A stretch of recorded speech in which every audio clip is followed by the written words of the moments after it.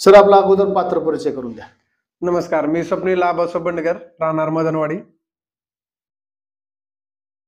Sir आपण आता निवडणुकीचं रणधुमाळी सुरू झालेली आहे जिल्हा परिषद पंचायत समिती.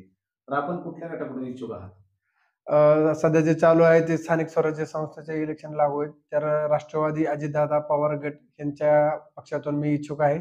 आमचे मार्गदर्शक दत्तात्रय मामा भरणे, जिल्हाध्यक्ष प्रदीपदादा गारडकर यांच्या मार्गदर्शनाखाली आम्ही इच्छुक आहेत. बरं आपण जी इच्छा दर्शवलेली आहे पंचायत समिती जिल्हा परिषदसाठी, तुम्ही जिल्हा परिषदसाठी उभा राहणार ना? हा, माझी मिसेस पत्नी सोनाली स्वप्नील बंडगर ह्या इच्छुक आहेत. अच्छा, ह्याच्या पाठीमागची पार्श्वभूमी आपली काय आहे की आपण याच्या आधी सामाजिक कामं असतील किंवा आरोग्य विषय असतील किंवा बऱ्याचशा दुसऱ्या राजकीय असतील त्या गोष्टीसाठी आपण वेळ दिला होता का ह्याच्या आधी वगैरे? ह्याच्या अगोदरपासून आम्ही निष्ठावंत कार्यकर्ते म्हणूनच पक्षाचं काम केलेलं आहे. मागे काही छोटे मोठे उपक्रम केले होते की जे उदाहरणार्थ दहीहंडी असेल, महिलांसाठी जे होम मिनिस्टर पैठणीचा अ, बक्षिसाचा कार्यक्रम असेल, परत तरुणांसाठी क्रिकेटचे मॅचेस म्हणा, लहान मुलांचं कबड्डी ह्यासाठी उपक्रम केले. तर माझी सामाजिक कार्य करायची माझी इच्छा आहे भरपूर. त्यानुसार माझी पावलं उचलत राहतो.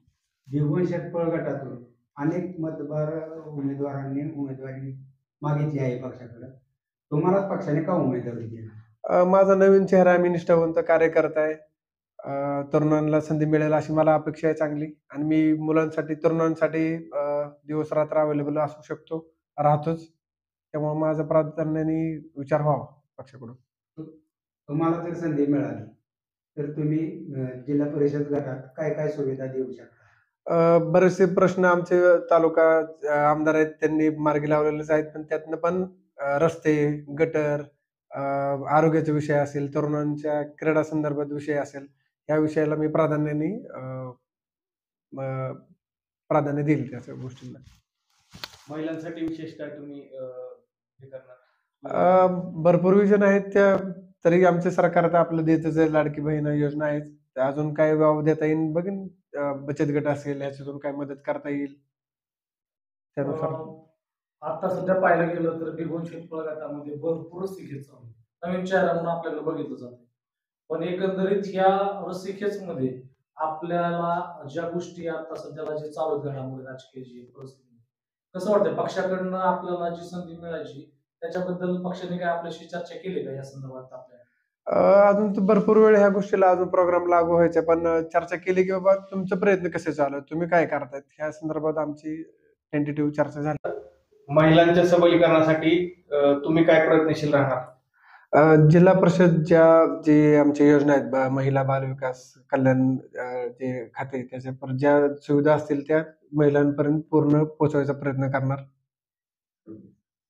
आरोग्या संदर्भात बी अनेक प्रश्न निर्माण झालेले आहेत. याच गटात अनेक जुन्या इमारती झालेल्या आहेत, आरोग्याचे प्रश्न गंभीर आहेत. त्या संदर्भात काय प्रयत्न करणार आहात?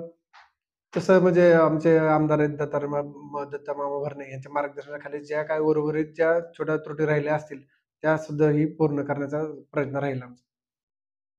पुणे जिल्हा परिषदेमार्फत अनेक योजना राबवल्या जातात. त्या योजना तुमच्या गटात राबवण्याचा काय मानस आहे? पुणे जिल्हा परिषदच्या समजा भरपूर योजना आहेत. तर समजा कृषी विभागाच्या योजना असतील तर त्याच्या तळागाळात प्रत्येक माणसाला ती गोष्ट माहिती झाली पाहिजे. समजा उदाहरणार्थ त्याच्यात शेती अवजार, बी बियाणं, शेती अवजाराला जी सबसिडी 75% ची सबसिडी अवजारांसाठी, साहित्यांसाठी, ती गोरगरीब शेतकऱ्याला जागेवर घरपोच करायची मी सोय करणार. परत शेततळ्यांसाठी अनुदान आहे, 16,000 ते 2.25 लाखापर्यंतच्या आसपास अनुदान मिळतं. त्याची पूर्ण माहिती आणि योजना लागू कशी होईल यासाठी आम्ही प्रयत्न करणार. आता आपण जिल्हा परिषदेची निवडणूक लढवण्याची इच्छा व्यक्त केली. जर तुमच्या विरोधात म्हणजे विरोधी पार्टीने जर तुमच्याच घरातला उमेदवार जर दिला तर तुमची काय भूमिका असणार आहे? आमचे आदरणीय अजितदादा पवार आणि जे दत्तात्रय मामा भरणे जे आदेश देतील तो आम्हाला मान्य असेल. जर समजा घरातलाच पुढचा उमेदवार आला तर तुमची भूमिका काय राहणार नेमकी? पक्षाशी प्रामाणिक राहणार आम्ही. म्हणजे पक्ष जो आदेश देईल तो आम्ही मान्य करून पुढे आमची वाटचाल चालू ठेवणार. मला उमेदवारी दिली तर मी तेवढ्याच ताकदीने पळणार. कोणी उमेदवार पुढचा असला तर अगदी बंडगराचा जरी असला तरी तुम्ही निवडणूक लढवणार? हो, लढवणार. ह्याच्या मागे पण आम्ही पक्षाचं जसंच काम केलं तसंच करत राहणार आम्ही. भिगवण शेटफळ गटासाठी सध्या आता महिलांचं आरक्षण पडलेलं आहे महिलांच्या संदर्भात, आपण या गोष्टीकडे कसं बघता? महिलांचं उद्याच्या भविष्यामध्ये काय तुम्ही योजना त्यांच्या कशा पद्धतीने तुम्ही राबवणार काय गोष्टी? महिलांचा तो आरोग्याचा विषय असेल, त्या संदर्भात मी जास्त प्रयत्नशील राहील. त्यांचं आरोग्य सुधारण्यासाठी शासनाच्या ज्या योजना आहेत, त्या त्यांच्यापर्यंत पोहोचतील ह्याची काळजी घेईल. अ, त्या जिल्हा परिषदेच्या अंतर्गत महिला बाल विकास अंतर्गत ज्या योजना आहेत, त्या त्यांच्यापर्यंत पोहोचवायचा प्रयत्न करणार मी. आता तुम्ही जिल्हा परिषद गट असेल किंवा आपल्या गावात असेल, तुम्ही अनेक महिलांसाठी कार्यक्रम घेतले, जसं की होम मिनिस्टर. कसा प्रतिसाद मिळाला तुम्हाला? खूप छान प्रतिसाद होता त्याला. महत्त्वाचा विषय ह्या प्रतिसाद म्हणजे कसं ह्यात भाग घेतल्यामुळे महिलांचा उत्साह वाढला. एकतर महिलांना जास्त प्रोग्राम नसतात. आपण सर्वसामान्य माणूस उठतो, बसतो, चहा पितो, करमणूक होऊन जाते. ह्यांना काही कामाव्यतिरिक्त दुसरं काय एवढं व्यासपीठ नसतंच. त्यामुळे आवर्जून आम्ही नवरात्रनिमित्त ह्या होम मिनिस्टरचा कार्यक्रम भरवला. जेणेकरून त्यांना थोडं व्यासपीठ भेटेल, त्यांना थोडं मोकळीक भेटेल आणि त्याच्यातून खूप त्यांनी आनंद घेतला. म्हणजे खूप त्यांचे आशीर्वाद भेटले मला, प्रेम भेटलं त्यांचं.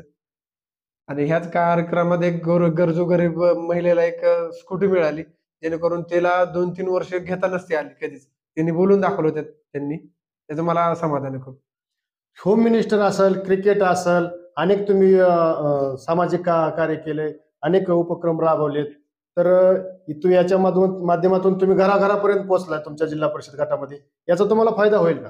हो, 100%च. कारण की ह्या निमित्ताने मी सगळ्यांना माहीत झालो. माझं काम दिसलंय आतापर्यंत आणि बाकीचं मी माझं कुटुंब तर समाजसेवेचं काम करतच असतो. त्याचा मला निश्चित फायदा होऊन जाईल.